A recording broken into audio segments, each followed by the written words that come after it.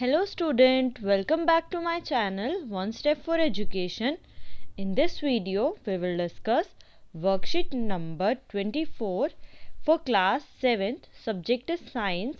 Date is 23rd December 2020.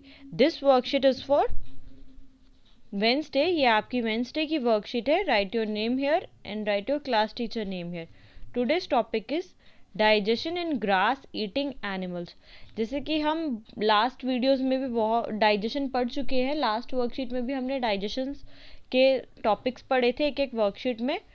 आज की worksheet में पढ़ेंगे हम ग्रास ईटिंग एनिमल्स. जितने भी एनिमल्स हैं जो ग्रास खाते हैं, घास खाते हैं, घास पत्ते वगैरह खाते हैं, उनका डाइजेशन कैसे होता है.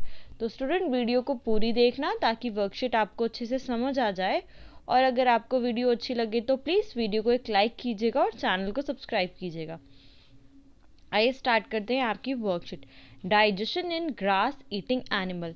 जितने भी ग्रास ईटिंग एनिमल्स होते हैं उनमें डाइजेशन कैसे होता है.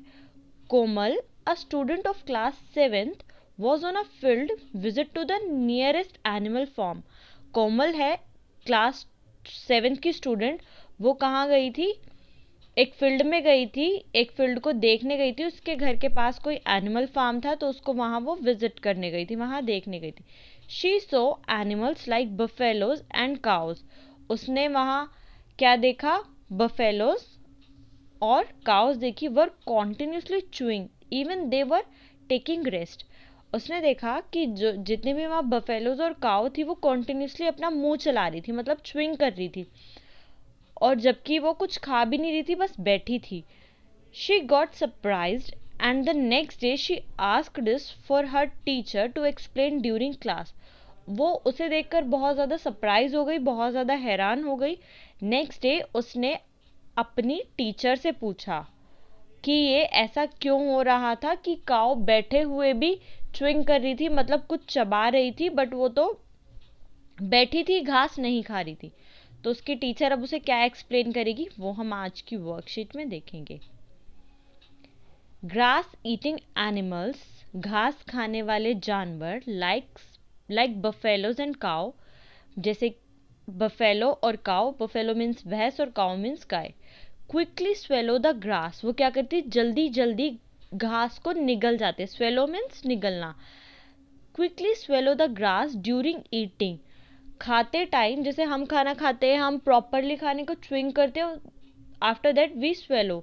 उसके बाद हम उसे निगलते हैं, उसे कंप्लीटली च्विंग कर लेते हैं, उसके बाद निकलते हैं. बट जो ग्रास ईटिंग एनिमल्स होते हैं वो क्या करते हैं? जल्दी जल्दी पहले ग्रास को खाते हैं और उसे निगल लेते हैं. And store it in a separate part. और उसे कहाँ कर लेते हैं? अपने पेट में स्टोर कर लेते हैं, एक सेपरेट पार्ट में. Separate part of the stomach cold rumen. और उसी सेपरेट पार्ट को हम क्या कहते हैं? र्यूमेन कहते हैं. जहाँ काउज एंड बफेलोज, जो भी कैटल्स होती है, वो ग्रास को या अपने खाने को स्टोर कर लेती है, तो उस पार्ट को हम क्या कहते हैं? र्यूमेन कहते हैं. और ये एक स्टमक का पार्ट है. Here the food gets partially digested and is called cud. इधर क्या होता है? जो खाना होता है, जो भी वो काउ खाती है, वो पार्शली मतलब आधा ही पच पाता है. पार्शली डाइजेस्टेड, वहाँ वो जाके आधा खाना डाइजेस्ट हो जाता है, मतलब वो कंप्लीटली डाइजेस्ट नहीं होता, थोड़ा बहुत डाइजेस्ट हो जाता है, और उसे हम क्या कहते हैं? Curd. But later the curd returns to the mouth. पर उसके बाद क्या होता है? जो कर्ड होता है, पार्शली डाइजेस्टेड फूड, वो कहाँ आता है? दोबारा माउथ में आ जाता है. Return to the mouth in small lumps. छोटे छोटे टुकड़ों में वो माउथ में आता जाता है. And the animals choose it. उसके बाद देखो क्या होता है? जो छोटे छोटे, मतलब छोटी छोटी क्वांटिटी में खाना वापस मुंह में आ जाता है. जो जिसे हम कर्ड कह रहे हैं, पार्शली डाइजेस्टेड, वो मुंह में आ जाता है. जब काउ रेस्ट करती है तो वो खाना वापस आता है और फिर वो उसे कंप्लीटली च्विंग करती है, और दोबारा वो खाना फिर कहाँ जाता है? स्टमक में जाता है. तो ये क्या हुआ? जैसे काउ ने ग्रास खाई, उसने ग्रास को प्रॉपरली च्विंग नहीं किया, बस उसने स्वेलो कर लिया, और वो खाना कहाँ जाके स्टोर हो जाता है? र्यूमेन में. जैसे कि यहाँ पे इसने ग्रास खाई और ये ग्रास कहाँ आ गई? र्यूमेन में आके स्टोर हो गई. उसके बाद क्या होगा? ये कर्ड बन जाएगा, पार्शली थोड़ा सा यहाँ पे कुछ डाइजेस्ट होगा और क्या बन जाएगा, कर्ड बन जाएगा। और उसके बाद ये खाना जब काऊ रेस्ट करेगी, ये खाना दोबारा काऊ के मुंह में आएगा, फिर वो इसे च्विंग करेगी। तो खाना कहाँ जाता है, र्यूमेन में जाता है, ये आपको याद रखना है। Rumen is a part of stomach. The process of chewing partially digested curd by sending it, process जिसमें च्विंग करती है काऊ अपना डाइजेस्टेड पार्शली डाइजेस्टेड कर्ड, जो आधा कर्ड है जो पार्शली डाइजेस्टेड होता है, by the sending it to the mouth from rumen is called rumination. मतलब ये जो प्रोसेस है च्विंग का, पार्शली डाइजेस्टेड कर्ड का, और दोबारा उसे माउथ के पास आना, वही कर्ड, इस प्रोसेस को हम क्या कहते हैं, र्यूमेन से वापस दोबारा माउथ में आना, rumination. And these animals are called ruminants. और जितने भी एनिमल्स हैं जिसमें र्यूमेन होती है या र्यूमिनेशन प्रोसेस होता है, उन एनिमल्स को हम क्या कहते हैं, र्यूमिनेंट्स। ये र्यूमेन सबके स्टमक में नहीं होती, ह्यूमन के स्टमक में नहीं होती है र्यूमेन, सिर्फ ये कुछ कैटल्स या जितने भी ग्रास ईटिंग एनिमल्स हैं उनके स्टमक में होती है, स्टमक में होता है rumen. The grass is rich in cellulose. Cellulose is a kind of carbohydrate. जैसे कि हम शुगर खाते हैं तो ऐसे ही सेलुलोज भी एक कार्बोहाइड्रेट है। The grass is rich in cellulose. Grass क्या होती है, सेलुलोज बहुत ज़्यादा होता है, रिच इन सेलुलोज होती है, मतलब ग्रास के अंदर सेलुलोज का अमाउंट बहुत ज़्यादा होता है। A type of carbohydrate, cellulose is a type of carbohydrate. Ruminants have a large sac-like structure between small intestine and large intestine. Rumen के पास, मतलब जितने भी ruminants है जिनके पास rumen होती है उनके पास एक large sac-like structure होता है। sac-like structure means जैसे एक पाउच सा होता है, किसके बीच में, स्मॉल इंटेस्टाइन और लार्ज इंटेस्टाइन के बीच में। The cellulose of the food is digested here. वहाँ क्या होता है, जो सेलुलोज होता है फूड में से, जैसे एक काऊ ने ग्रास खाई तो उसमें बहुत ज़्यादा सेलुलोज होगा, तो सेलुलोज कहाँ डाइजेस्ट होगा, जैसे स्मॉल इंटेस्टाइन हो गई इधर और इधर हो गई लार्ज, तो इनके बीच में एक सैक लाइक है जहाँ पे सेलुलोज डाइजेस्ट होगा। Okay, cellulose, the cellulose of the food is digested here by the action of certain bacteria which are not present in human. वहाँ कुछ बैक्टीरिया प्रेजेंट होते हैं जो सेलुलोज को डाइजेस्ट करने में हेल्प करते हैं, और वो बैक्टीरिया और ना ही वो सैक लाइक स्ट्रक्चर ह्यूमन में प्रेजेंट होता, और ना ही र्यूमेन होती ह्यूमन्स में। उसके बाद ये देखिए आपको एक डायग्राम दिखाया हुआ है, ये काऊ का स्टमक है, और ये देखिए ये लार्ज इंटेस्टाइन हो गई, ये सैक लाइक स्ट्रक्चर हो गया, और ये हो गई इसका र्यूमेन जहाँ पे कर्ड स्टोर होता है या फिर खाना पार्शली डाइजेस्ट होता है। Now I can understand why we cannot digest cellulose like the cattle do. अब इसे समझ आया कि ह्यूमंस में सेलुलोज डाइजेस्ट क्यों नहीं होता जैसे कि कैटल में होता है, जितने भी ग्रास ईटिंग एनिमल्स होते हैं उनमें होता है।